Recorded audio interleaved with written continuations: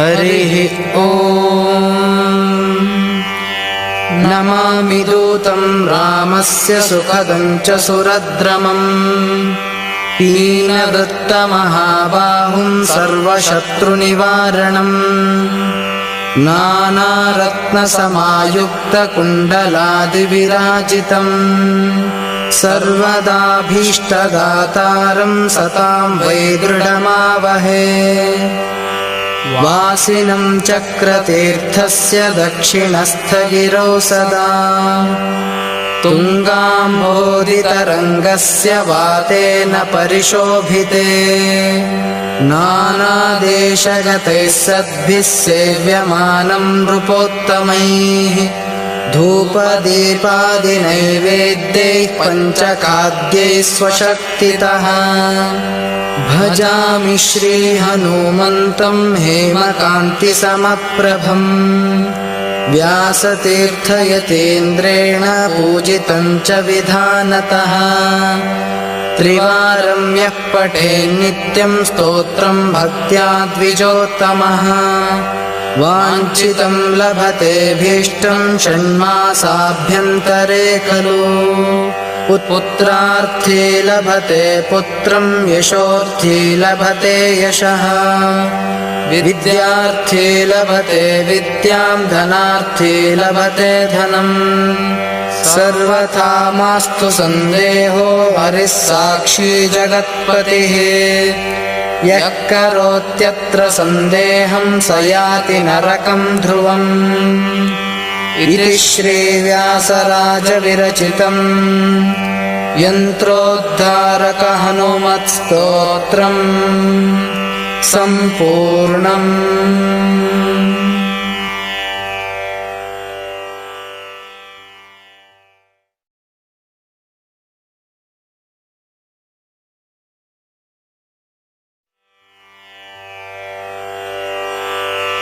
हरिः ॐ।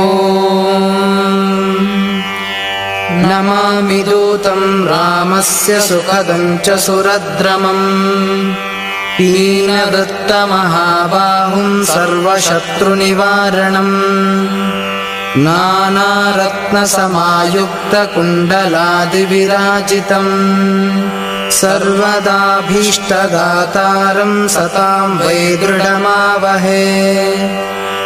वासिनं चक्रतीर्थस्य दक्षिणस्थगिरौ सदा तुङ्गाम्भोधितरङ्गस्य वातेन परिशोभिते नानादेशगतैः सद्भिः सेव्यमानं नृपोत्तमैः धूपदीपादिनैवेद्यैः पञ्चखाद्यैः स्वशक्तितः भजामि श्रीहनुमन्तं हेमकान्तिसमप्रभम् व्यासतीर्थयतीन्द्रेण पूजितं च विधानतः त्रिवारं यः पठेन्नित्यं स्तोत्रं भक्त्या द्विजोत्तमः वाञ्छितं लभतेऽभीष्टं षण्मासाभ्यन्तरे खलु पुत्रार्थी लभते पुत्रं यशोर्थी लभते यशः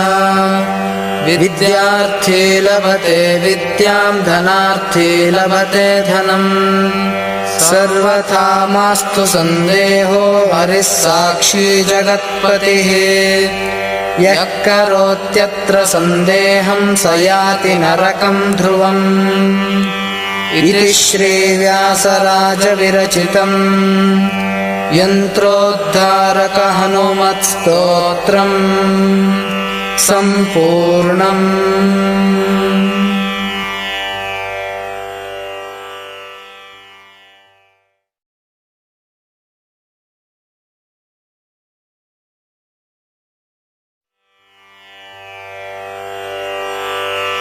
हरिः ॐ।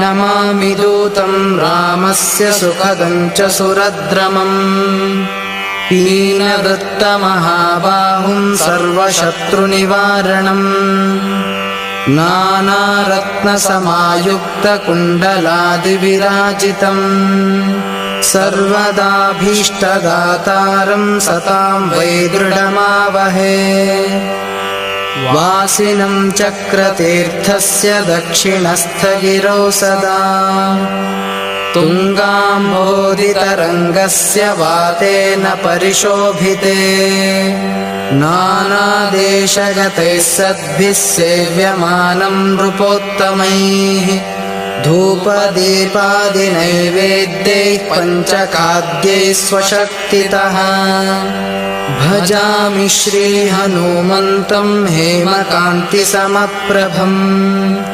व्यासतीर्थयतीन्द्रेण पूजितं च विधानतः त्रिवारं यः पठेन्नित्यं स्तोत्रं भक्त्या द्विजोत्तमः वाञ्छितं लभतेऽभीष्टं षण्मासाभ्यन्तरे खलु पुत्रार्थी लभते पुत्रं यशोर्थी लभते यशः विद्यार्थी लभते विद्यां धनार्थी लभते धनम् सर्वथा मास्तु सन्देहो हरिः साक्षी जगत्पतिः यः करोत्यत्र सन्देहं स याति नरकं ध्रुवम् इति श्रीव्यासराजविरचितं यन्त्रोद्धारक हनुमत्स्तोत्रम् सम्पूर्णम्।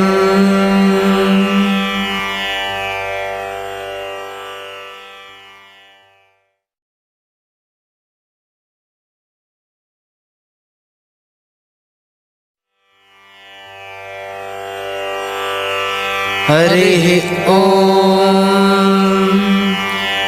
नमामि दूतं रामस्य सुखदं च सुरद्रमम् पीनवृत्तमहाबाहुं सर्वशत्रुनिवारणम् नानारत्नसमायुक्तकुण्डलादिविराजितम् सर्वदाभीष्टदातारं सतां वै दृढमावहे वासिनं चक्रतीर्थस्य दक्षिणस्थगिरौ सदा तुङ्गाम्भोधितरङ्गस्य वातेन परिशोभिते नानादेशगतैः सद्भिः सेव्यमानं नृपोत्तमैः धूपदीपादिनैवेद्यैः